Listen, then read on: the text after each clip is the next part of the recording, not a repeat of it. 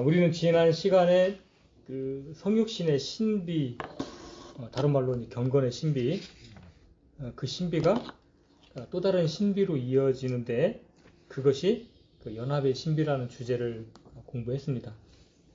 저희가 이제 몇 주간에 걸쳐서 구속 언약에 대해서 공부를 해왔죠. 그 첫 번째 시간에는 이제 구속 언약이 무엇인지, 또 구속 언약의 목적은 무엇인지 그걸 살펴봤고요.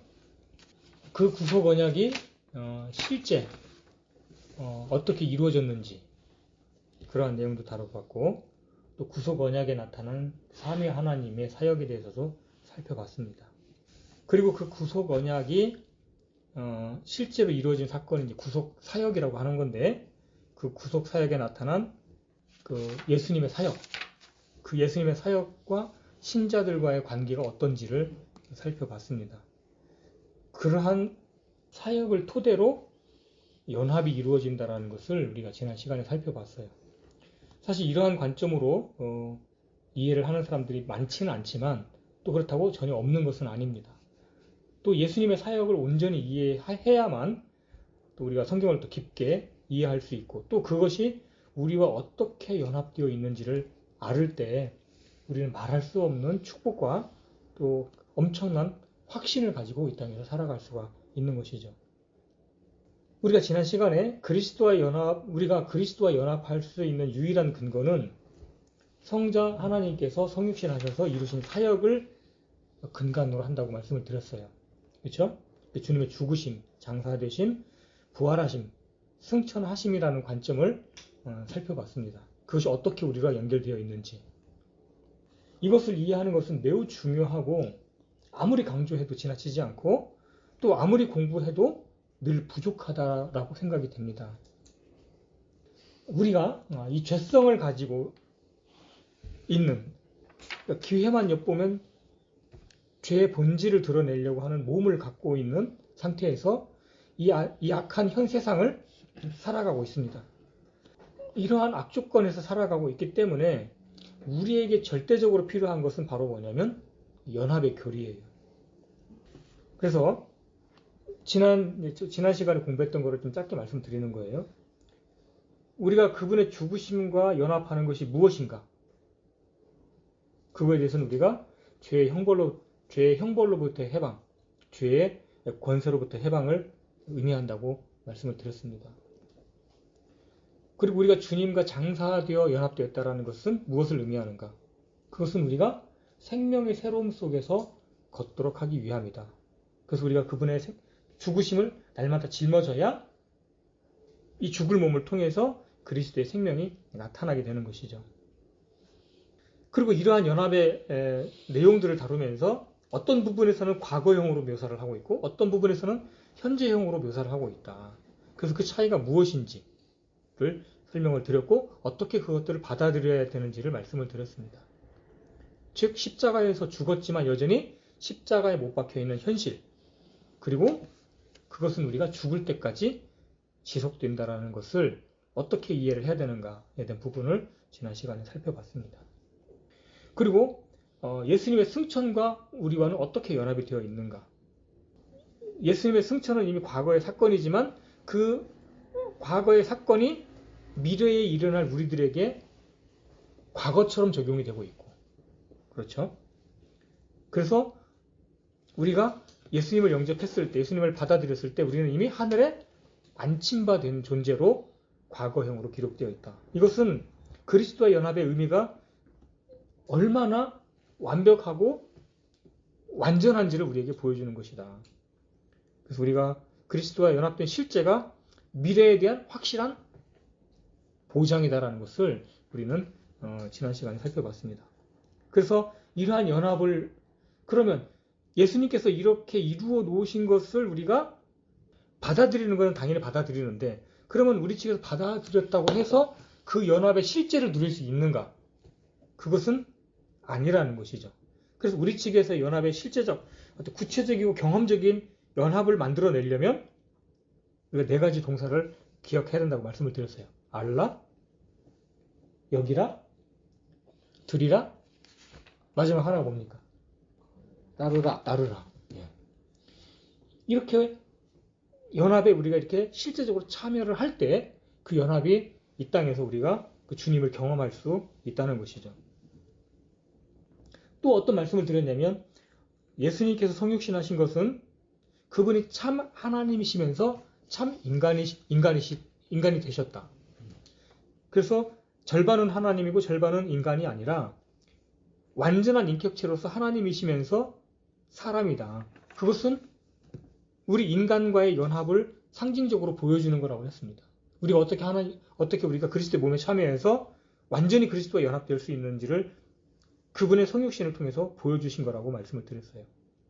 그러면서 주님께서 떠나가시면서 무엇을 제정하셨냐면 주의 만찬을 제정하셨고 그 주의 만찬을 우리에게 남겨주심으로써 우리가 그걸 기념하면서 주님의 희생과 또 우리가 주님과 교제하고 있다는 사실을 우리에게 상기하도록 했습니다. 그래서 죽을 때까지 그분의 죽으심을 우리가 기억하게 하고 또 우리가 주님과 하나 되어 교제하고 있다는 사실을 우리에게 반복적으로 기억하도록 말씀하셨다는 것이죠. 이러한 주제들을 깊이 생각하고 반복하는 것은 결코 헛된 일이 아닙니다.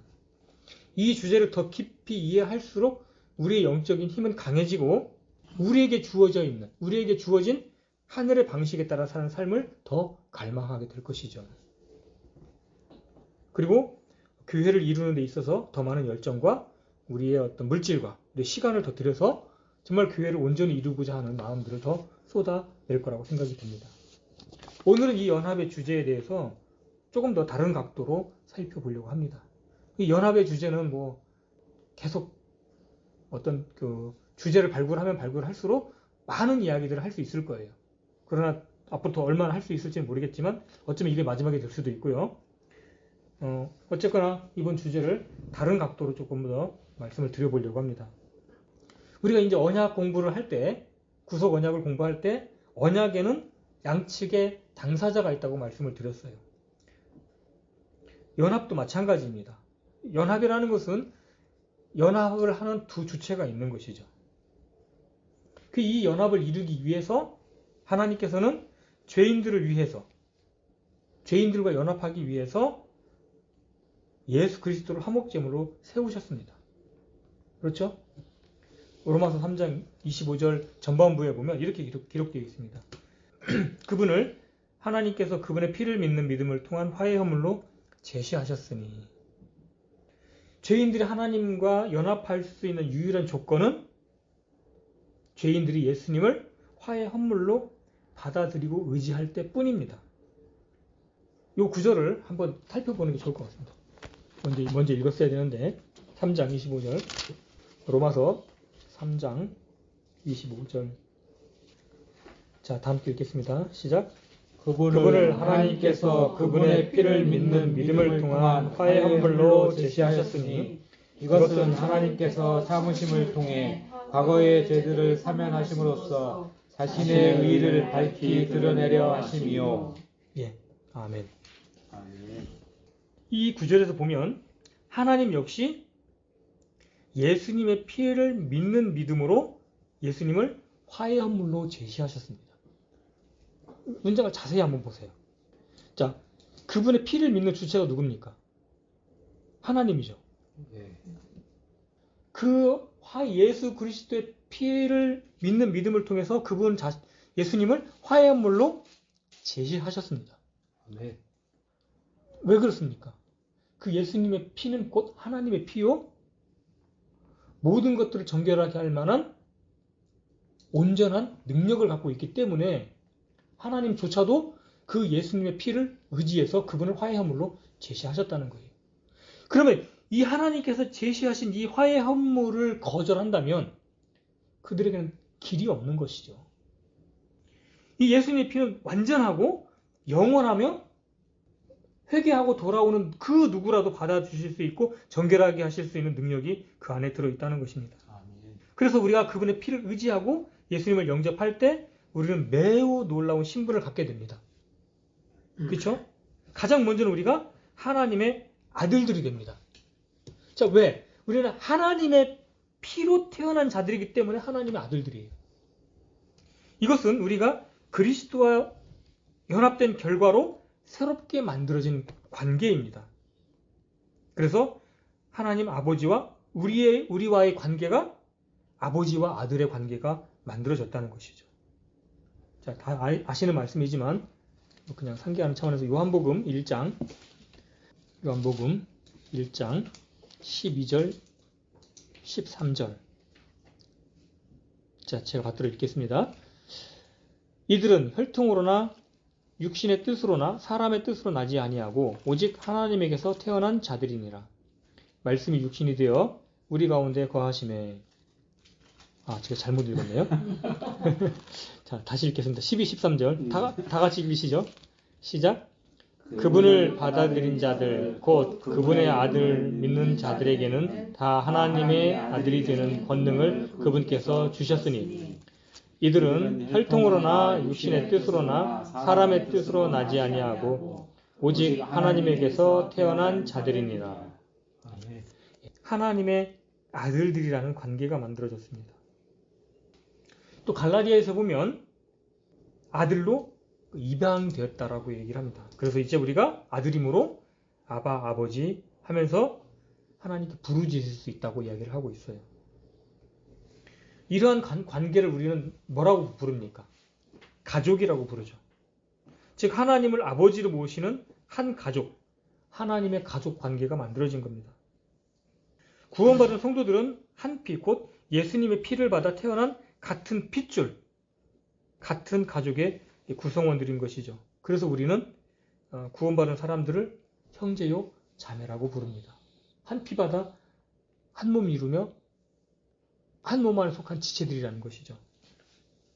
그래서 지금 연합에 대한 부분을 지금 이야기하고 있는 거예요. 그리스도께서 이루신 사역으로 말미암아서 우리가 하나님과 어떠한 연합을 이루고 있는지를 말씀을 드리고 있는 것입니다. 이것은 놀라운 어떤 관계이기 때문에 사도 바울은 형제들을 이렇게 불렀습니다. 자, 히브리서 3장 제가 앞부분만 읽겠습니다. 그러므로 거룩한 형제들 곧 하늘의 부르심에 참여한 자들아. 형제자매들 부를 때 이것보다 훨씬 더 가치 있게 부르는 부르심이 있을까요? 거룩한 형제들 곧 하늘의 부르심에 참여한 자들아. 또 빌립보서 4장에서는 사도 바울이 이렇게 부릅니다. 그러므로 극진히 사랑하고 사모하는 나의 형제들 곧 나의 기쁨이요 왕관인 나의 극진히 사랑하는 자들아. 사랑하는 자들아 이런 표현은 굉장히 많고요. 우리는 형제 자매들을 사도 바울이 부른 것처럼 동일한 관점으로 이해하고 불러야 된다고 생각이 됩니다. 거듭난 형제 자매들은 영원히 함께할 하나님의 가족의 구성원들입니다. 형제들을 볼 때 내가 좀 보니 부족해 보이고 좀 무시해도 될 만한 약점들이 보이고 그래서 무시해도 된다고 생각을 하시면 결코 안 됩니다. 내가 좀 뛰어나면 내가 좀 잘났으면 얼마나 잘났을까요? 물론 잘난 부분이 있을 수도 있고 못난 부분이 있을 수 있습니다. 그러나 우리는 하나님의 관점에서 형제 자매들의 관계를 이해를 해야 됩니다.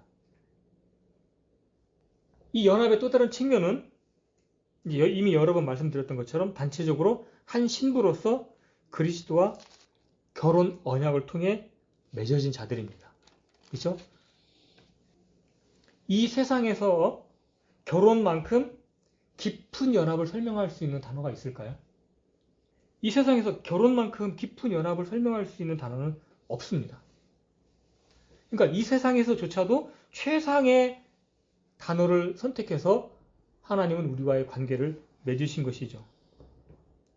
이처럼 우리는 집합적으로 신부이면서 개별적으로도 그리스도를 남편으로 하는 신부들입니다. 그렇죠? 우리가 그리스도의 신부라는 사실을 단순히 관념적이거나 추상적인 개념으로 받아들여서는 절대로 이 연합을 이해할 수 없습니다. 정말 주님께서 왜 이처럼 우리와 연합하기를 원하셨고 그 연합을 통해서 하나님이 무엇을 하시고자 하는지를 깊이 묵상을 해야 되는 것이죠. 이것은 누가 자세하게 설명을 해서 될 문제가 아니고 우리 각자가 그 부분 앞에 놓고 개인적으로 묵상하고 깊이 생각을 해야 되는 것입니다. 자, 이러한 연합을 통해 새롭게 형성된 관계는 예수 그리스도의 사역에 따른 객관적이고 명시적인 거예요. 객관적이고 명시적이다는 것은 틀림이 없고 확실하다는 것입니다. 그런데 우리의 실제 삶에 있어서 이러한 명시적이고 객관적인 관계를 우리가 온전히 누리고 있느냐는 별개의 문제예요. 어떻습니까? 우리 자신을 살펴볼 때 이러한 연합을 누리고 있습니까? 아니면 현격한 격차를 보이고 있습니까? 하나님께서 이러한 연합을 우리에게 허락해 주셨음에도 불구하고 우리는 영적 기근에 허덕일 때가 얼마나 많은지요. 이유는 무엇입니까? 이러한 연합의 근거가 무엇이고 이러한 연합의 결과와 축복이 무엇인지 우리는 깊이 묵상하지 않기 때문에 그런 거예요. 우리는 압니다. 지금까지 구속 언약에 대해서 공부를 해와서 예수님의 사역이 무엇이고 그 구속 언약이 무엇이고 우리가 연합을 어떻게 만들어냈구나라는 것을 압니다. 그건 관념적이라는 거예요. 그러나 실제로 우리 안에서 그것들이 이루어지는 것은 또 다른 차원의 문제라는 것입니다. 그것들을 탐구하고 연구하고 내 마음을 살펴서 그것들이 내 안에 실제가 되도록 우리 역시 그 말씀들을 이해하고 그렇게 여기고 또 그렇게 따라 살아가는 삶을 살아갈 때 그것이 우리 안에 실제가 됩니다. 오전에 나눔 시간에도 그 아브라함이 그러한 어려운 환경 속에서 불가능한 환경 속에서도 믿음이 약해지지 않고 그 하나님을 더 확실히 믿고 의지할 수 있었던 것은 바로 뭐냐면 그가 영광의 하나님을 찬양했기 때문에 그런 거예요. 나를 부르신 그 하나님이 어떠한 분이신지를 깊이 묵상하고 그분을 깊이 생각했기 때문에 그러한 실제를 누릴 수 있었다는 것이죠. 내 마음이 침침할 때, 내 마음이 어둠이 있을 때, 내 마음에 의심이 들을 때, 내 마음이 연약할 때 주님을 불러보세요. 주님을 찬양하고 주님을 높여보세요. 그러면 어느덧 내 마음의 어둠은 사라지고 주님으로 말미암아서 내 마음이 차는 것을 느낄 것입니다. 이거는 실제적인 것입니다. 그래서 사도 바울 역시 우리가 서신서를 읽어보면 굉장히 특이한 점을 발견할 수 있어요.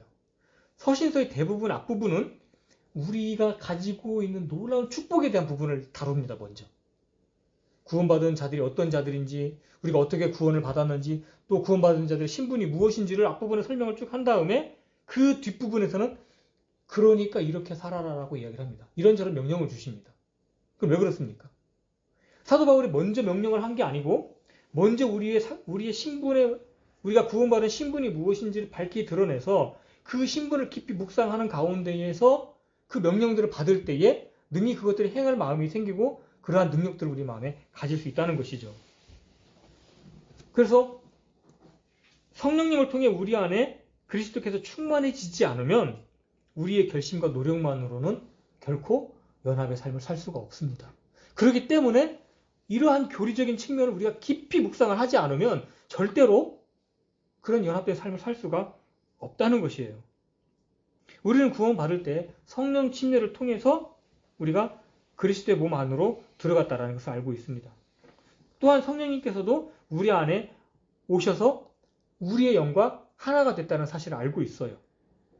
자, 제가 지금 무엇을 설명을 드리려고 하냐면 연합의 실제적인 측면이 어떻게 이루어지는가를 말씀을 드리는 거예요. 그 성령님께서 죽었던 우리 영을 살리셔서 이제 영으로 하나님과 교제하며 경배할 수 있는 그런 위치를 점했습니다. 구원을 받았다면요. 그래서 영이 살아났다면 이제 하나님을 감각할 수 있는 영적 감각이 생기고 또 하나님의 말씀에 반응할 수 있는 그러한 명철이 들어옵니다. 자, 이러한 지혜와 명철은 영과 매우 가깝죠. 영적인 감각을 통해서 얻어지는 겁니다. 그런데 이러한 명철과 지혜는 또 우리 마음에 뭐가 가깝습니까? 마음에 가깝습니다. 그렇죠? 그런데 이 마음은 우리의 무엇과 가깝습니까? 우리의 혼하고 가깝습니다. 우리 혼과 굉장히 밀접해요. 또 혼은 무엇과 밀접합니까? 우리의 몸과 밀접해 있습니다. 제가 말씀드린 순서를 기억을 하셔야 돼요. 다시. 자, 성령님이 구원받은 신자들 안에 들어오셔서 우리의 영과 하나가 됩니다. 그 영이 하나 되셔서 그 영을 통해서 하나님을 감각해 하고 하나님의 말씀을 인지하고 하나님의 말씀을 이해할 수 있는 명철을 주셔요. 그 명철과 지혜는 우리의 마음과 가까워요. 그래서 우리 마음 안에 그런 것들 작용하고 무엇을 행하십니다. 그리고 그 마음은 우리의 혼과 가깝다는 거예요. 그리고 혼은 우리 육체와 가깝습니다. 그래서 그 영이 마음, 혼, 육체를 통해서 전달되는 거예요. 우리 안에 내주하시는 성령님께서 우리의 영에게 영철과 지각을 주시고 그것은 우리 마음에 영향을 줍니다. 우리 마음에 영향을 준 그것은 우리의 지성과 이성과 감성에 영향을 주죠. 지성과 이성과 감성은 뭐예요? 우리의 혼적인 영역입니다. 그리고 그 혼은 몸을 제어하고 행동하도록 만드는 것이죠. 이것은 명백한 성경에서의 말씀하시고 있는 진리예요. 그러나 우리는 얼마나 자주 우리 마음 단계에서 그런 영적인 감각들이 들어올 때 육신의 영향을 받은 혼이 마음에 들어온 것을 제어하면서 육신적으로 결정할 때가 많습니다. 그러면 하나님께서 그때 우리의 혼과 몸을 강제적으로 해서 뭔가를 행하게 하시는 분이 절대로 아니에요. 아멘. 그거를 깊이 이해를 해야 됩니다. 자, 빌립보서 2장 12절 다 함께 읽겠습니다. 시작. 그러므로 나의 사랑하는 자들아, 너희가 항상 순종한 것 같이 내가 있을 때뿐 아니라 지금 내가 없을 때에도 더욱더 순종하여 두려움과 떨림으로 너희 자신의 구원을 위하여 드러내라. 아멘. 아멘.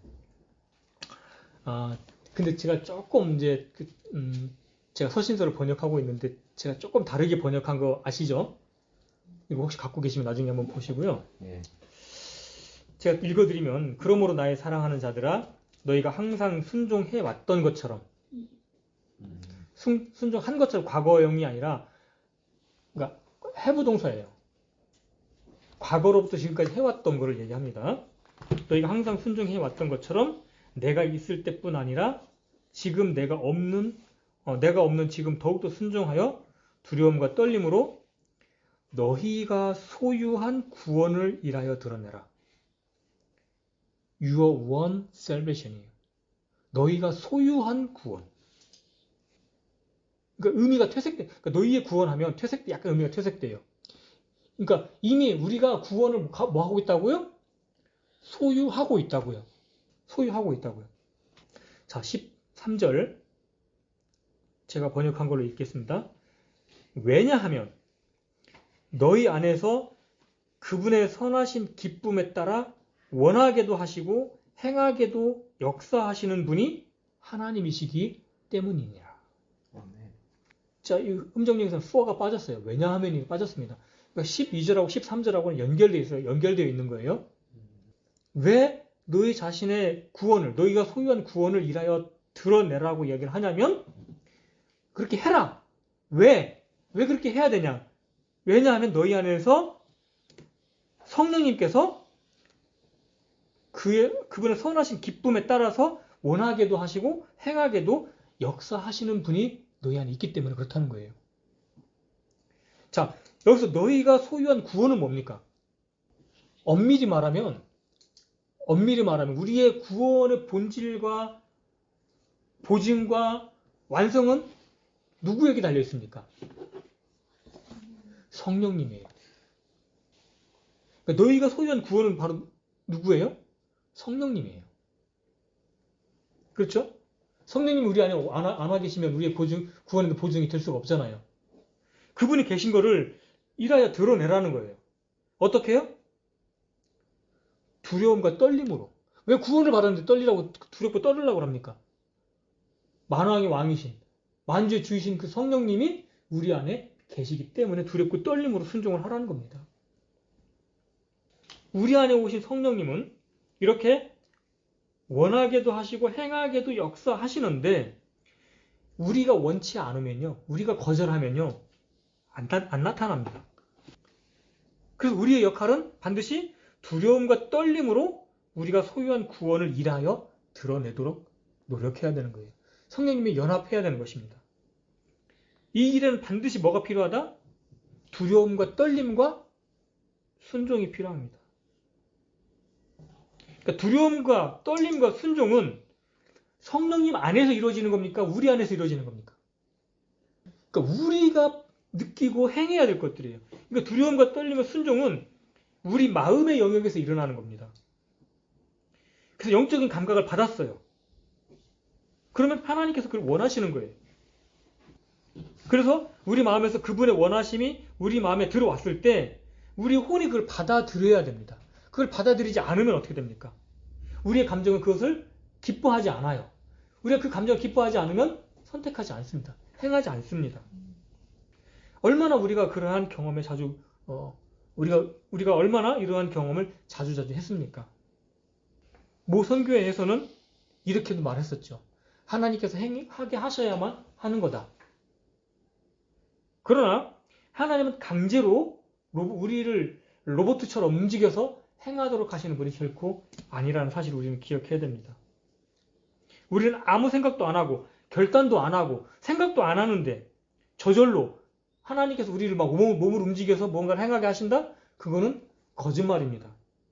그런 주장은 우리가 하나님의 기쁘신 뜻대로 살지 않겠다라는 마귀의 간교한 속임수예요.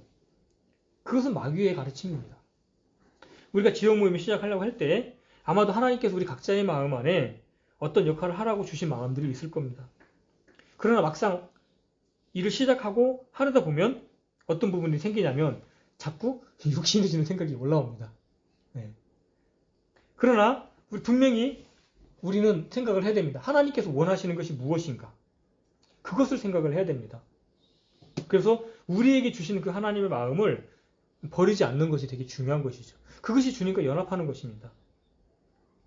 자, 지금 제가 짧게 설명드렸지만 결국은 우리의 삼중적 존재에 대해서 말씀을 드렸어요. 우리 인간은 영과 혼과 몸이라는 삼중적 존재로 되어 있습니다. 이것이 하나가 되어야 돼요. 그죠? 자, 하나님은 어떻습니까?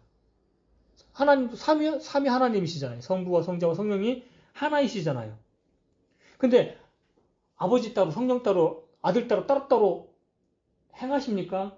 아니면 하나로 행하십니까? 하나. 그죠? 아버지께서 뜻하신 바를 아들을 통해 나타나시고 성령님께서 그걸 적용하십니다. 이와 같은 방식으로 우리 안에서도 그렇게 이루어져야 돼요. 근데 우리 인간은 어떻습니까? 영 따로, 혼 따로, 몸 따로 일치가 안 될 때가 얼마나 많은지요. 그죠? 하나님께서 우리 영을 통해서 성령님을 통해서 우리 영에게 감각을 주셔요. 무언가를 하라고 주시는 겁니다. 근데 육신은 살며시 뜹니다. 꼭 그렇게만 해야 돼? 오늘 창세기 3장의 말씀처럼 정말 모든 그 동산에 있는 과실을 다 먹지 말라 하시더냐? 하면서 살짝 우리 육신이 비틉니다. 그러면서 하나님 주신 영과 다른 우리 영을 통해 주신 다른 감각을 육신을 통해 딱 올라오죠. 그러면 그것이 마음에 올라옵니다. 육신을 통해서 올라오는 것도 마음에 올라오고 영을 통해서 들어오는 것도 마음에 올라와요. 근데 그거를 누가 선택하고 결정을 해요? 우리 혼이 그걸 결정을 하는 겁니다. 그래서 우리의 영과 혼과 몸이 객관적이고 명시적으로 하나입니다. 그죠? 그 부인할 수 없는 사실이죠? 근데 일치되지 않아요. 그래서 하나님께서는 우리가 영을 중심으로 혼과 몸이 하나가 되기를 원하시고 마귀는 육신을 중심으로 영과 혼이 하나가 되기를 원합니다. 그렇기 때문에 이 부분을 우리가 깊이 생각을 해서 영과 혼과 몸이 하나가 되어야 된다. 우리는 영을 중심으로 하나가 되어야 된다는 사실을 이해를 해야 되는 것이죠. 그래서 내가 영을 쫓아 행했을 때 우리의 영과 혼과 몸이 하나가 되는 것이고 또 우리가 육신을 따를 때 어떻습니까? 영과 혼과 몸이 육신으로 하나가 되는 것입니다.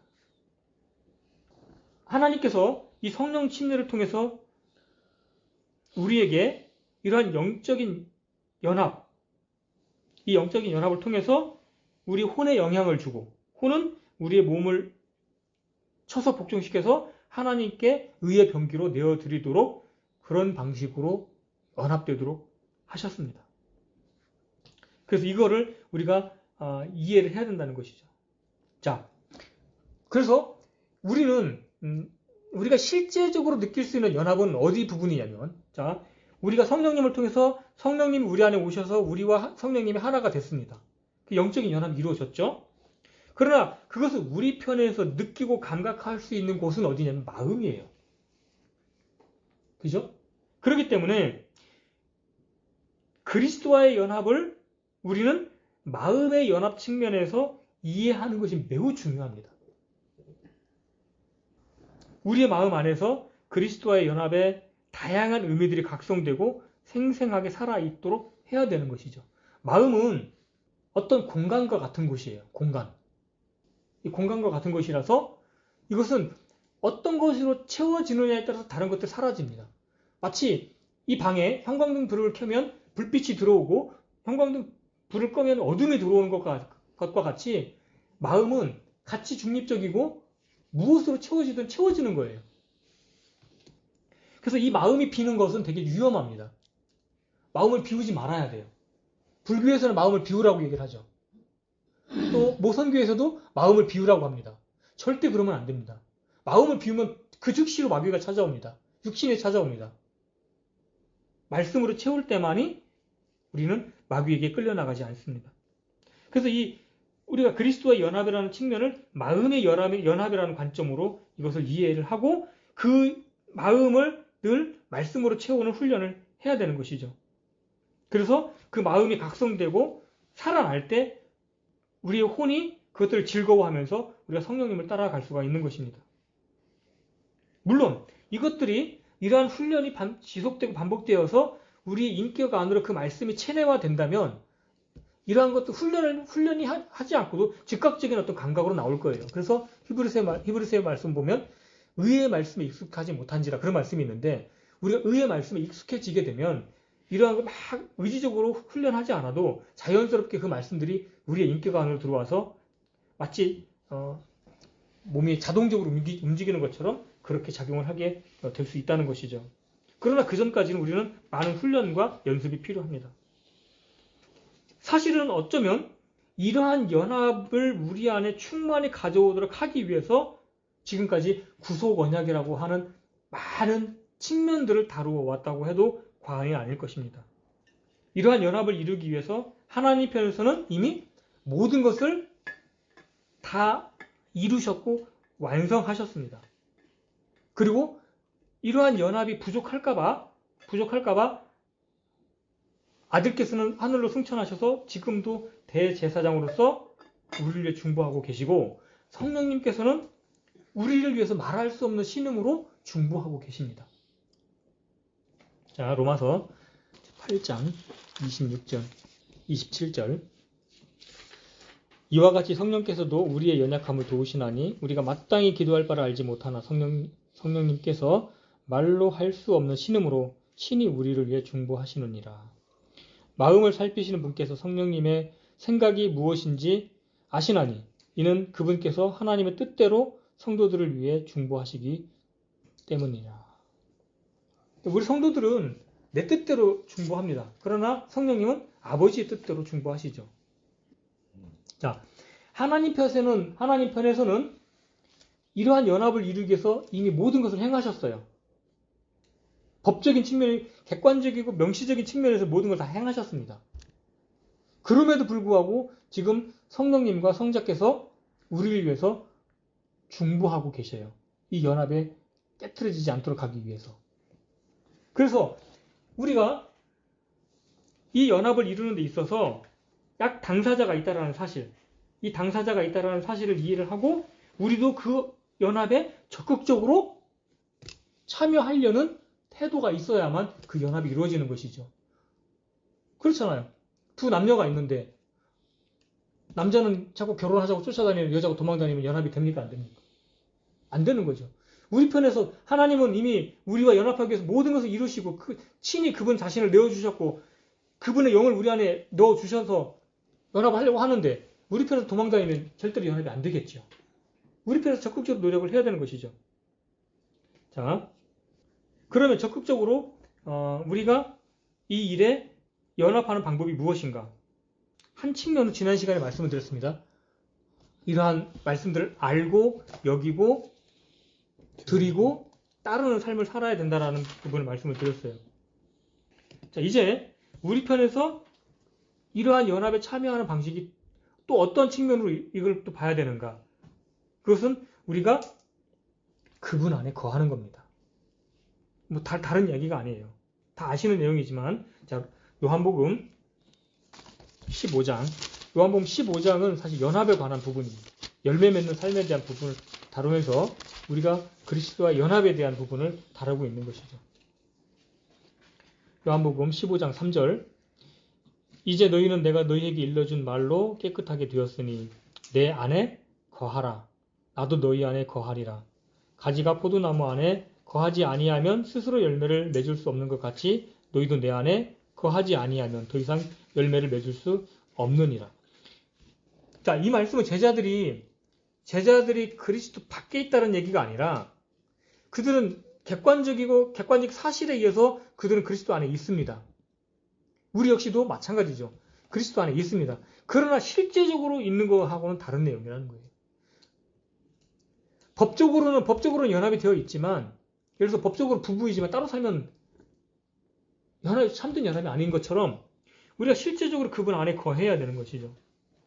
15장 5절에서도 사람이 내 안에 거하고 내가 그 안에 거하면, 그렇죠? 그리고 우리가 그분 안에 거한다라는 것은 우리가 예수님의 사랑 안에 거하는 겁니다. 15장 9절. 아버지께서 나를 사랑하신 것 같이 나도 너희를 사랑하였으니 너희는 내 사랑 안에 거하라. 그래서 우리는 예수님의 사랑을 묵상하고 생각해야 됩니다. 그러면 그 예수님의 사랑을 이해하고 묵상하는데 그 사랑 안에 거하지 않을 재주가 있나요? 거하게 되는 것이죠. 그리고 우리가 그렇게 예수님 안에 거하고 있고 예수님과 연합되었다는 증거가 뭘로 나타납니까? 명령들을 지키는 것으로 드러나는 것이죠. 10절에 보면 내가 아버지의 명령들을 지켰고 그분의 사랑 안에 거하는 것 같이 너희도 내 명령들을 지키면 내 사랑 안에 거하리라. 자, 우리가 그분 안에 거했다라는, 그분의 사랑 안에 거했다라는 것, 그분 안에 거했다라는 증거는 뭐냐면 우리가 예수님의 명령들을 지키는 삶을 살고 있다라는 것으로 증명이 된다는 것이죠. 우리가 예수님의 사랑 안에 머물러 있지 않을 때 우리는 허물이 있는 연약한 지체들을 사랑하는 것이 매우 힘듭니다.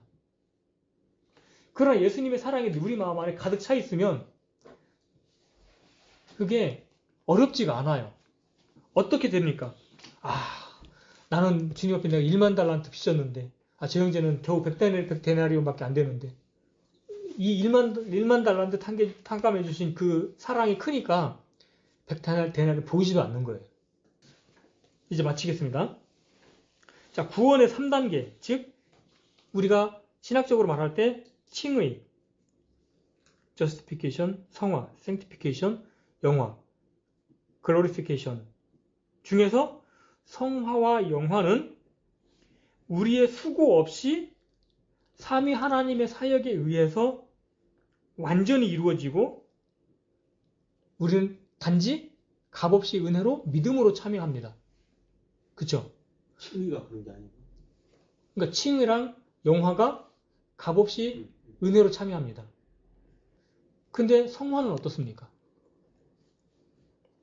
성화는 반드시 우리가 적극적으로 지금까지 말씀드렸던 그 그리스도와 연합에 적극적으로 참여해야만 하는 거예요. 다른 말로 표현하면 내가 그리스도와 연합하지 않으면 그리스도께서 열매를 못 맺으세요. 자, 물론 내가 그리스도와 연합하지 않으면 주님은 다른 사람을 통해서 열매를 맺을 겁니다. 그러나 나를 통해서는 열매는 없어요. 그죠? 자, 예수님께서 어떤 일을 행하실 거예요. 근데 주님은 그 일을 나를 통해서 하기를 원하시는데 내가 그 일을 안 하면 나는 그 열매를 못 맺죠. 그렇지만 내가 그 일을 안 한다고 해서 예수님이 열매를 못 맺습니까?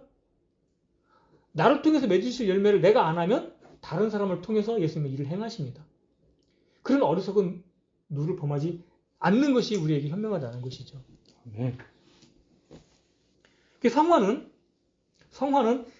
이 땅에서 우리 성도들이 그리스도와 함께 살아가는 삶의 방식입니다.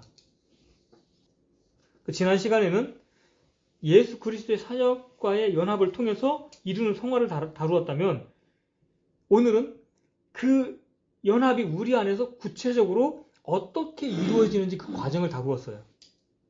그렇죠? 그래서 우리가 지금까지 살펴봤던 이러한 그 구속 언약 또 연합의 교리 이런 것들이 단순히 지식으로 머물지 않고 실제적인 성화의 삶을 살아가는데 도움이 되기를 바라는 마음으로 저도 그렇게 잘 못 살지만 함께 그렇게 추구해 가고자 말씀을 나누었습니다. 이상 마치겠습니다.